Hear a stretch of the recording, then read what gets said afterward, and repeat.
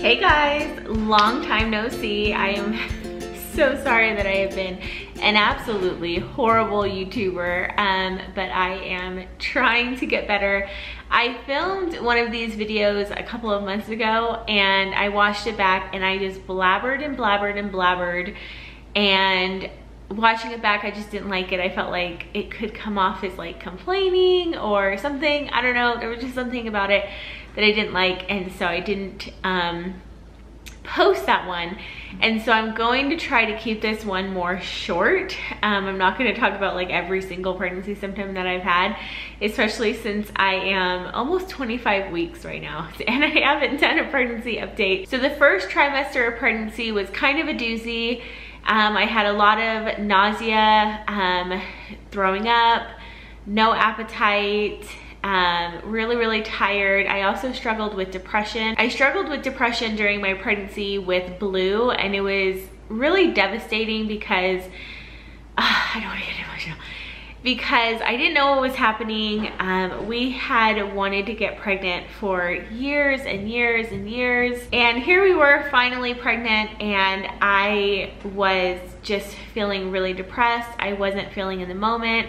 I was of course excited, and I of course loved our little baby, but I just didn't feel like myself. I just really was mad at myself for feeling those feelings. I thought that there was something wrong with me, and it was kind of just a hard time. That was something that I really struggled with after we lost Blue at 16.5 weeks, that I didn't really talk about a ton in the videos, was that I did talk about the guilt that I felt after losing him. A big piece of that guilt that I felt was the fact that I was so depressed during the pregnancy.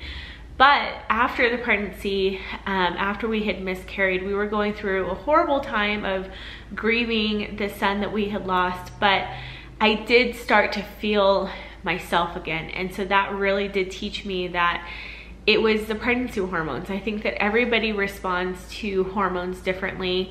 I had always heard of postpartum depression, but I had never heard of depression during pregnancy, and I didn't know that that was a thing.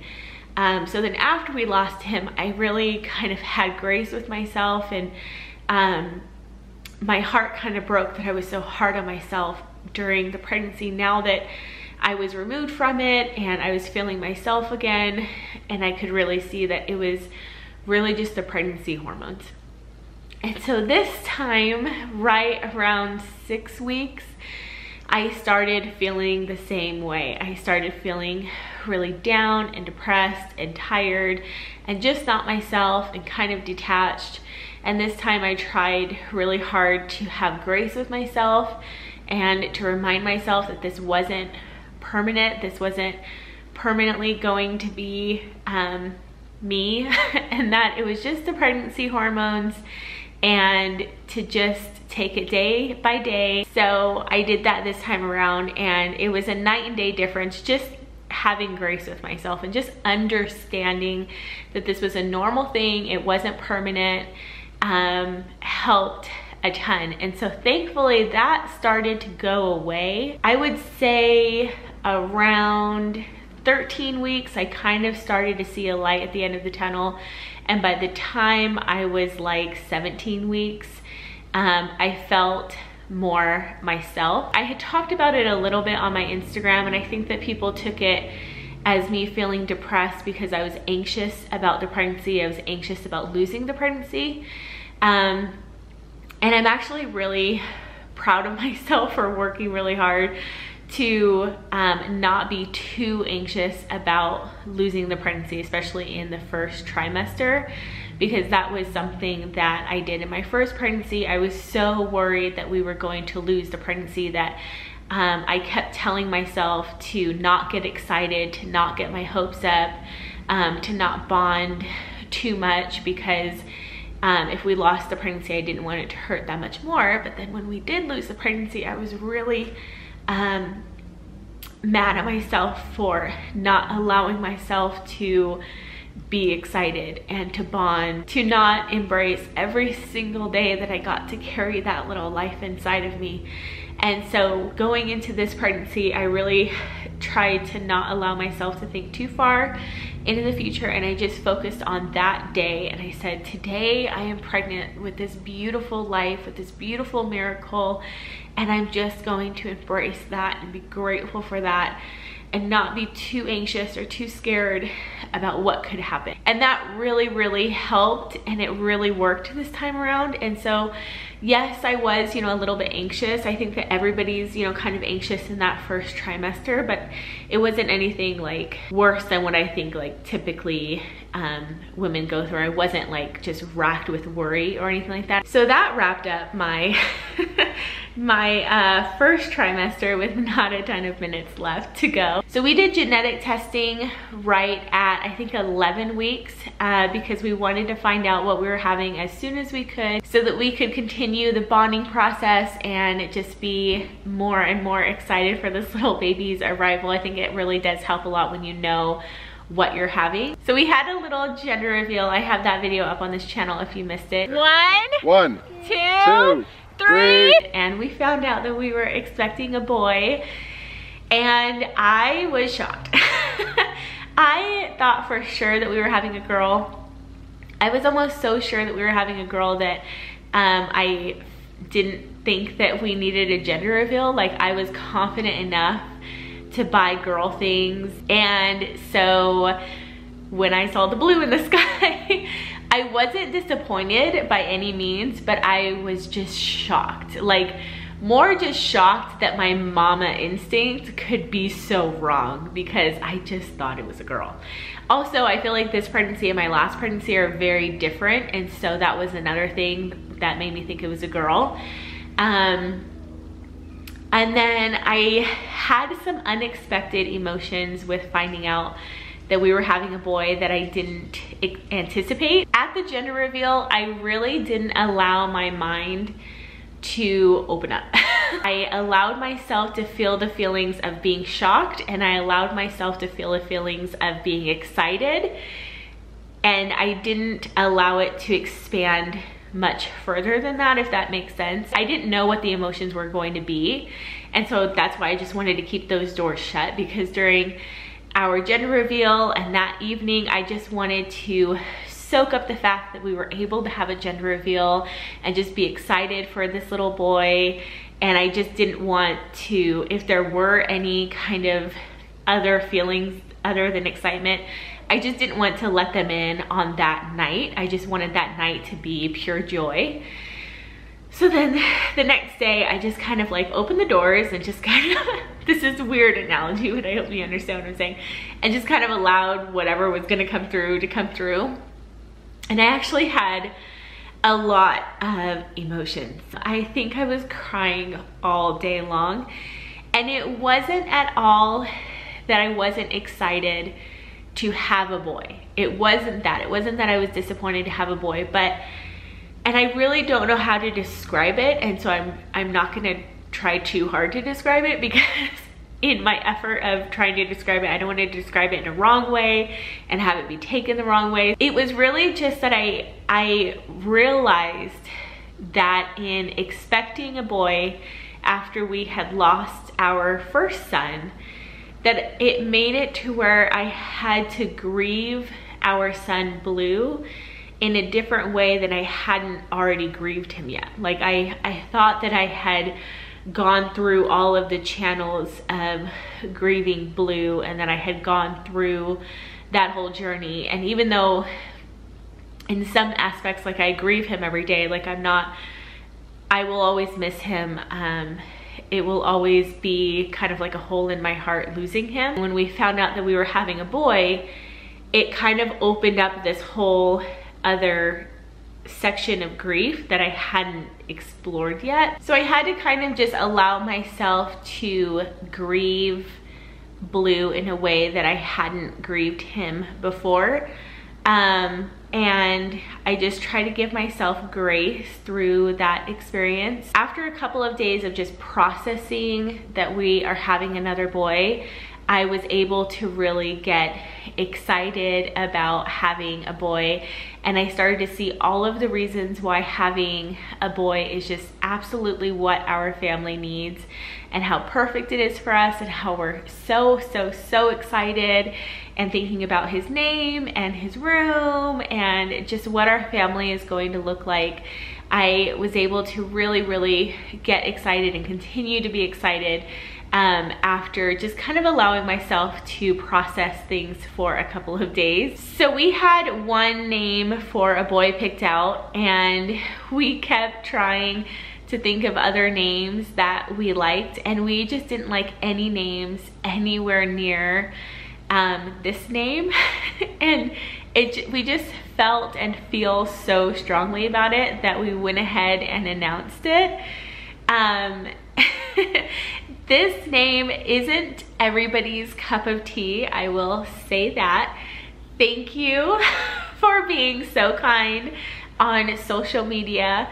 And I really appreciate how everyone has just like complimented his name and has been really sweet. It's more like in person when we tell like a random stranger, and I kind of went on this kick of telling random strangers his name just to see their reaction. And the majority of the time the reaction is like, huh. So I know it's not everybody's cup of tea, but we chose to name him Castle. So this name, we became aware of the name, not that we're naming him after this, but we became aware of the name because we watched the show Castle. It has Nathan Fillion in it, Fillion. And in the show, his name is Richard Castle, but everybody just calls him Castle. It's as if his first name is Castle. And so I think that people's first reaction to the name is that it's not a name. But for me, we had watched almost the entire season, and so I had heard this guy be called Castle like hundreds or thousands of times. I had heard this guy being referred to as Castle by his girlfriend and his coworkers and his friend, and they're just always calling him Castle. And so it made it to where I just became very familiar with it being a name. Whereas if no one has ever heard the word Castle being someone's name, to them, it's hard to like register with it being a name, not like a place, if that makes any sense. But I and Joe have become really familiar with it being a name. So aside from that, we really love the character and everything like that. He's actually one of our favorite actors and one of our favorite characters. He's just really like witty and charming and ruggedly handsome, but we're not naming our son after him at all. Not that there's anything wrong with that, but that's just how we kind of became familiar with the name. But the reason why we love the name, I did a post about it on Instagram, and it just reminds us of something that is really strong. We had all of these attributes just instantly come to mind when we say the name Castle. I was saying in our Instagram post that it kind of reminds us how we want to raise our children, to build their lives on a firm foundation, to be an example to others, to stand tall in their faith. And to us, it's just such a strong name that just has so much meaning behind it. And so we have tried thinking of other names that we like anywhere close to that name, and just nothing comes up. And it's just something that we feel really strongly in, that his name is Castle. And I seriously love it more and more every single time I say it. And I'm just excited to have him in my arms and to get to know him. And so yeah, that is his name, if you didn't know. So we had our anatomy scan at 18 weeks, I think. And because we do have a high risk pregnancy because of my blood clotting disorder, and because of our previous loss, I get ultrasounds every month, which is nice to be able to see his face so often. And so we had our 14-week ultrasound, and it was a really good ultrasound. Like, they were able to see a lot of things. And so we knew going into the 18-week ultrasound the anatomy scan, that everything looked good. And so it made it to where the day of, we just felt really excited to see him. So I actually started feeling him move really early on. I started to feel it like right at 12 weeks, like the day that I turned 12 weeks. And at first I didn't know if that's what it was. It kind of felt like a tightening and like a butterfly, you know, kind of like jiggling, but not necessarily like movements. But it was always in the same spot, and it just happened more and more frequently, and the feeling just kept getting stronger and stronger, all the way up until about 16 or 17 weeks, when I really kind of started to feel like movements. I was always really insecure that because I'm overweight, I wouldn't be able to like physically feel my baby move like with my hand.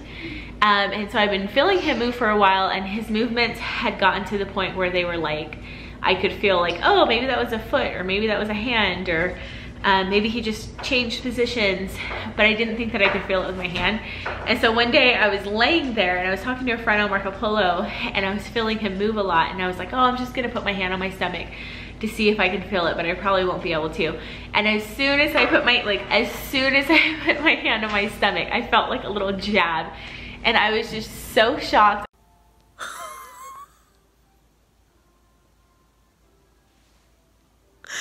Hold on, I'm listening to you. I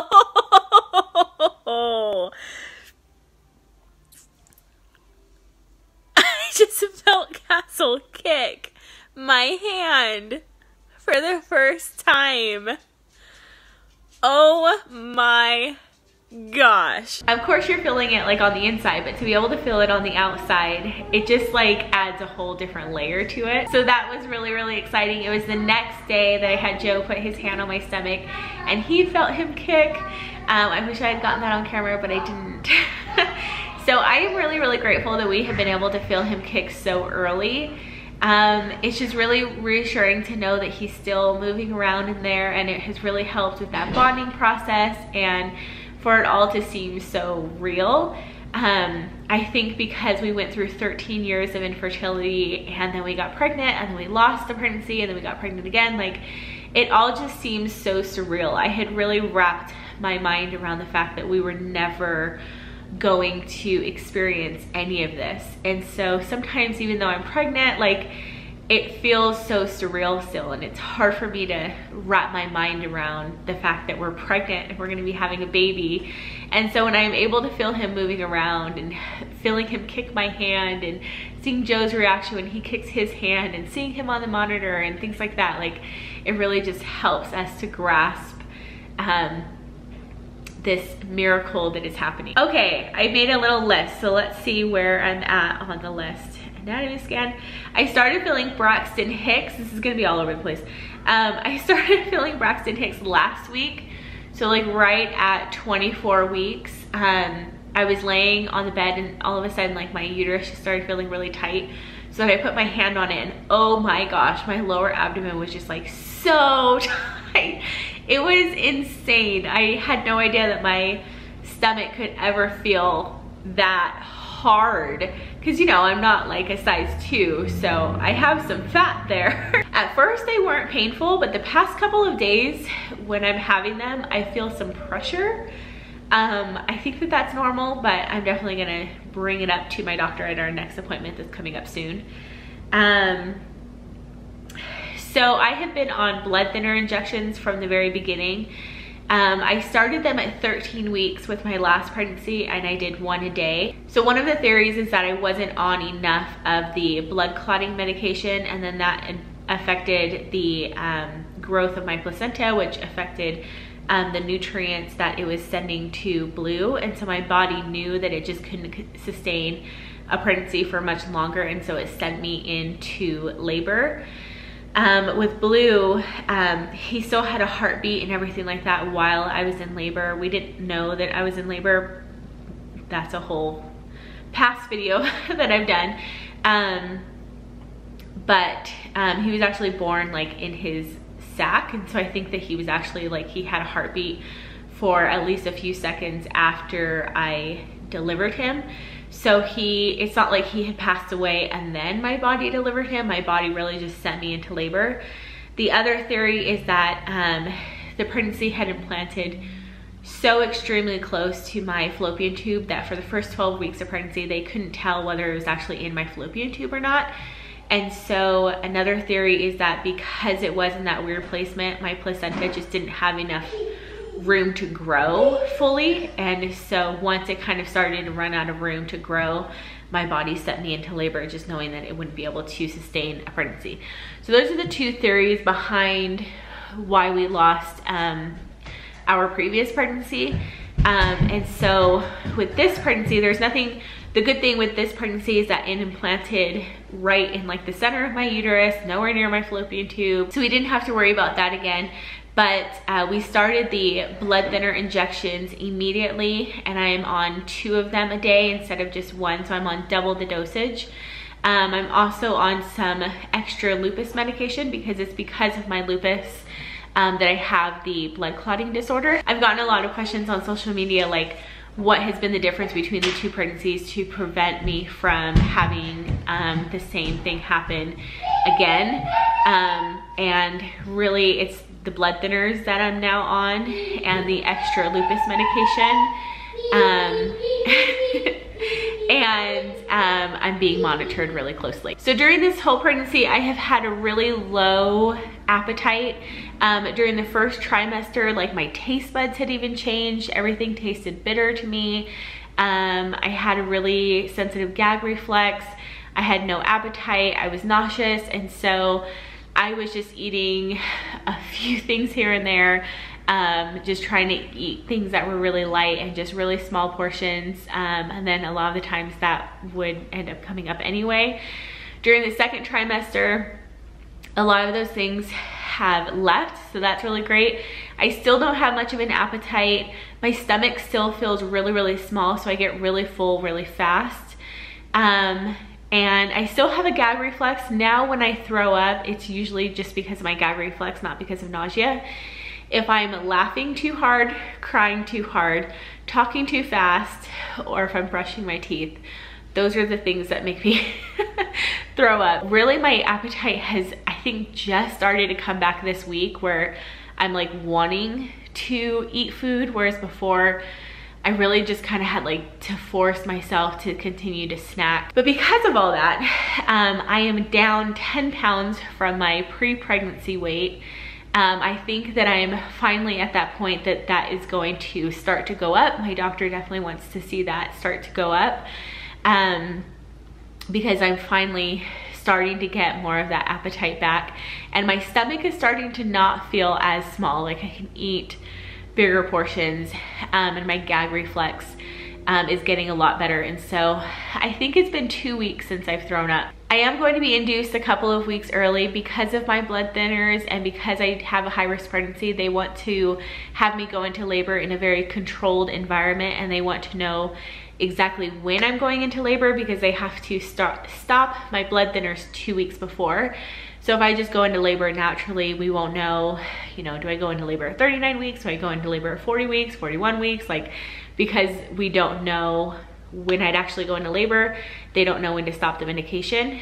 And so we're gonna have an actual date that I'm going into the hospital so that everything can be really controlled and we know when to stop the medication. So because of that, I think that I have 15 weeks left, but really that means that I have like 13 weeks left. With that, I think that is everything that is on my list. That's only 13 weeks away. Isn't that crazy? We have not started to get ready at all. I'm waiting until January. Right now, I'm just trying to get through the holidays. And then I think in January, we will start nesting and getting everything all ready.